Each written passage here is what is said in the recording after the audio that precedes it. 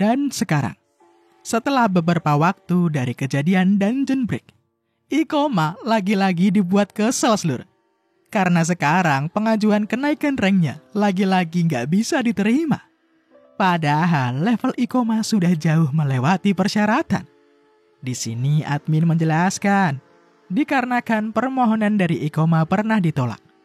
Setidaknya, Ikoma harus menunggu lagi 3 bulan untuk pengajuan ulang dirinya. Baru deh setelah itu Ikoma bisa langsung naik rank B. Auto pusing Ikoma. Ia nggak bakal bisa masuk ke Dungeon Illusion Library kalau gini caranya. Semua ini gara-gara si kampret Oga.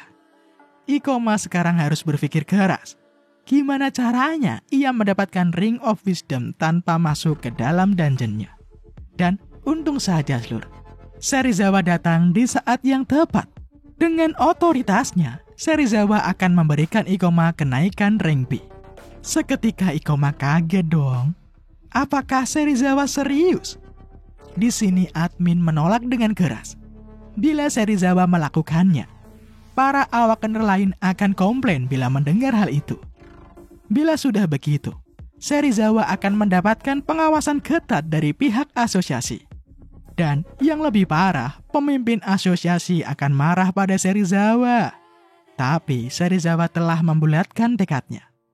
Dikarenakan aksi Ikoma dalam mengatasi Dungeon Break, pencapaiannya itu sungguh luar biasa. Jika mereka nggak bisa naikin rank Ikoma, itu akan jadi tidak adil bukan? Selain itu, asosiasi juga bisa dinilai telah gagal dalam penilaiannya. Ya walaupun pemimpin asosiasi nggak bakal senang dengan otoritas spesial kayak gini. Karena sudah begitu, Serizawa akan mengurus masalah pemimpin nanti saja. Jadi, Ikoma nggak perlu mengkhawatirkannya. Mendengarnya, Ikoma pun heran seluruh. Kenapa sih Serizawa melakukan hal yang sangat banyak bagi seorang awakener seperti dirinya? Serizawa pun berkata, yaitu sih karena itu merupakan tugasnya. Serizawa berperan penting dalam membantu segala aktivitas dari awakener. Karena awakener itu diwajibkan untuk melindungi negara. Masalah Dungeon Break kemarin itu sudah diprediksi pihak asosiasi.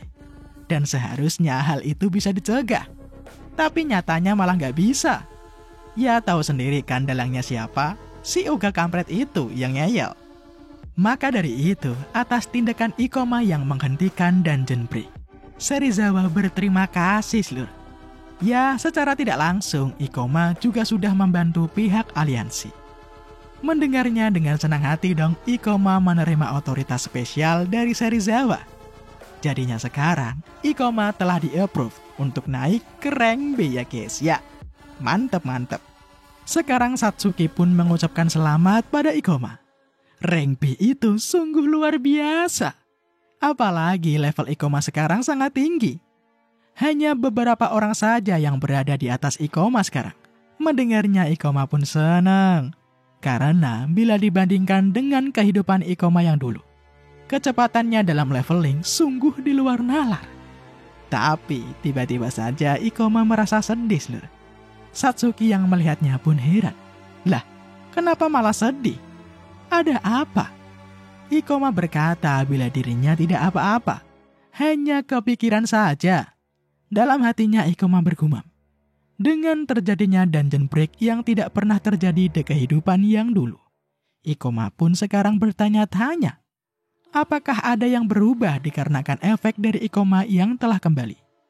Tapi Ikoma masih tak yakin. Apalagi kejadian dungeon masih tak bisa dijelaskan. Ikoma juga tidak tahu bagaimana mekanismenya Ikoma bisa regresi. Selain itu, kejadian yang beda ini bisa juga dikarenakan butterfly effect. Karena perubahan yang kecil bisa jadi perubahan yang sangat besar di masa yang mendatang. Tapi ya pusing amat. Ngapain mikir kayak gitu kan? Semua itu adalah kebiasaan buruk Ikoma yang suka terlalu berpikir berlebihan. Ya nggak Ikoma doang sih, banyak juga MC yang kayak gini seluruh. So, sekarang Ikoma harus fokus ke depan. Ia telah mencapai tujuannya untuk menjadi rank B sekarang. Pas banget pula. Kini di HP-nya ada notif breaking news yang memberitahu bila dungeon incaran Ikoma telah muncul. Ikoma sumringah. Berkat Serizawa, Sekarang ia punya kesempatan untuk mengincar item Ring of Wisdom. Karena item ini penting buat menguak rahasia dari dungeon yang terjadi. Jadi sekarang, Ikoma harus melakukan praregistrasi dulu untuk masuk ke dalam dungeon. Sementara itu, di gedung pertahanan Demon, di ruang pemimpin, Ketua Pertahanan Demon, Hojo Kurebi, terlihat sedang berbincang dengan orang lewat telepon. Hojo mengatakan bila dungeon The Illusion Library itu akan muncul. Drop item dari bos itu sangat cukup merepotkan. Ia tak bisa membiarkan ada orang yang memiliki item itu. Apakah item yang dimaksud adalah Ring of Wisdom? Menarik seluruh. Orang yang ditelepon pun memberikan saran. Bagaimana dengan timnya? Dengan otoritas pemimpin seharusnya memonopoli dungeon akan jadi mudah, bukan? Tapi tak semudah itu. Karena Hojo nggak mau membuat negara mulai mencurigainya. Aslinya si Hojo itu punya sih beberapa anjing yang dapat dikerahkan. Tapi ini masih belum saatnya. Nggak mau tuh si Hojo bila tujuan dan identitasnya akan terungkap. Jadi mereka sekarang butuh orang yang tak bisa menangkap pergerakan mereka. Dan secepatnya setelah dungeon muncul, harus segera berhadapan dengan Chimera Feng untuk penaklukan bos dan penghancuran itemnya. Selain semua itu, Hojo juga berencana. Ia mau membunuh semua Awakener yang ada di sana. Ngeri juga rencananya, Slur. Ada musuh di dalam selimut. Setelah semua rencana dibicarakan, Hojo pun menutup teleponnya. Tak lama kemudian ada orang yang masuk. Orang ini mau berkonsultasi tentang persiapan dari pertahanan Demon. Karena melihat Hojo yang memegang HP-nya, orang ini pun bertanya, siapa sih yang barusan telepon? Dengan muka seriusnya Hojo berkata, itu bukan apa-apa. Sementara itu, sekarang di kereta, Ikoma dan Satsuki udah siap OTW ke Dungeon Illusions Library. Satsuki pun bertanya, dungeon macam apa sih Illusion Library itu? Ikoma pun menjawab, ya itu sesuai namanya. Tampaknya dungeon itu seperti perpustakaan yang besar. Ya yang jelas di dalam sana ada banyak monster. Dan di dalam sana juga ada bos berlevel 60. Bos itu tak bisa diremehkan. Mendengar bos level 60 ini, seperti biasa seluruh, sifat insecure milik Satsuki auto kumat. Apa bisa mereka mengalahkan bos itu? Ikoma menjawab tentu saja bisa, karena Ikoma punya strategi yang bisa membantu mereka menang melawan bos itu. Dan sekarang, di Asosiasi Awakener Prefektur Urakara, lagi-lagi seluruh Ikoma dapat masalah. Ia tidak diizinkan masuk ke dalam dungeon. Alasan si admin ngelarang karena baru-baru ini banyak Awakener yang mokat di dalam dungeon. Kalau tingkat kematian terus bertambah, bisa-bisa ini akan jadi masalah buat asosiasi di Prefektur Urakara. Tapi Ikoma masih ngotot seluruh. Orang dia ini udah memenuhi syarat kok. Dia udah rank B sekarang. Nampak sih bila si admin menyepelekan Ikoma. Karena Ikoma itu hanya Awakener yang baru naik rank B. Apalagi dengan partinya yang hanya rank C. Jadi ya gak bakalan tuh si admin ngizinin Ikoma. Emang kampret nih orang. Gak tahu aja dia kalau Ikoma itu sangat OP.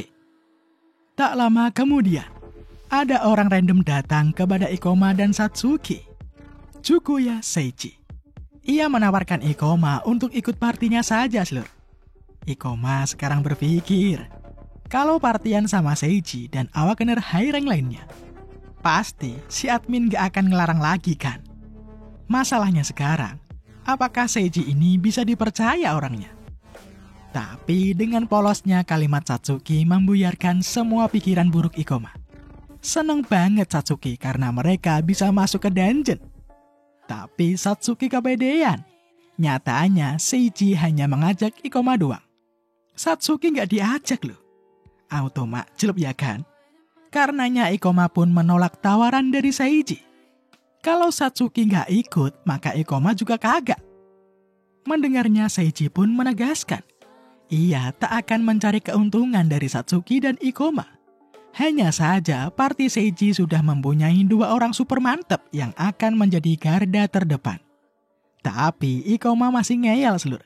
Kelas Satsuki itu saman. Itu akan sangat mantap buat ngisi MP dari seluruh party. Karenanya Seiji pun setuju Slur. Mereka bisa gabung. So, Seiji pun meminta Ikoma untuk bertukar kontak sekarang. Lalu kemudian mereka bisa terdaftar sebagai satu party dan akan bertemu di depan dungeon. Setelahnya, Satsuki pun di sini bertanya, apakah nggak apa-apa dengan orang itu? Ya setidaknya Ikoma yakin kalau Seiji itu bisalah dipercaya. Toh mereka nggak ada pilihan lain kan? Kalau nggak gini, Ikoma nggak bakal bisa masuk ke dungeon. Ya meskipun dengan banyak anggota, maka makin sulit kesempatan Ikoma untuk mendapatkan Ring of Wisdom. Tapi setidaknya dengan memiliki 3 orang anggota berlevel tinggi, kekhawatiran Ikoma dengan penaklukan dungeon sudah bisa dihilangkan. Dan setelah mendaftar, kini anggota party pun telah berkumpul. Anggota party Seiji ada yang protes Lur. Inoue Shion. Ia protes karena rencananya bukan kayak gini awalnya. Seiji pun menjelaskan bila mereka tak ada pilihan lain. Larangan dari pihak asosiasi sangat menjengkelkan. Langsung saja Shion berkata pada Ikoma, kalau Ikoma nggak guna, maka Shion akan mengakhirinya. Ikoma mana takut ya kan? Kemudian Shion pun bertanya pada Kasai Hiru. Kasai pun menjawab bila ia tak peduli. Selama mereka masuk dungeon dan mereka nggak menghambat, itu pun sudah cukup. Melihat komposisi party ini, Ikoma pun sekarang bergumam. Memang benar level semua orang itu lumayan tinggi. Ikoma merasa mereka bisa mengabaikan semuanya. Tapi Ikoma berpikir sekarang, komposisi party ini sangatlah jelek. Harusnya Seiji bisa memilih party dengan lebih baik ya kan? Ya, it is what it is. Nggak punya pilihan lain juga kan? Jadi ya gaskan aja. Dengan orang serakah, orang sombong, orang arogan, dan orang yang introvert, Ikoma hanya bisa berharap tak ada sesuatu yang akan terjadi nanti. Tapi ya sayang, mentok Slur. Jadi ya nunggu lagi kita. See you!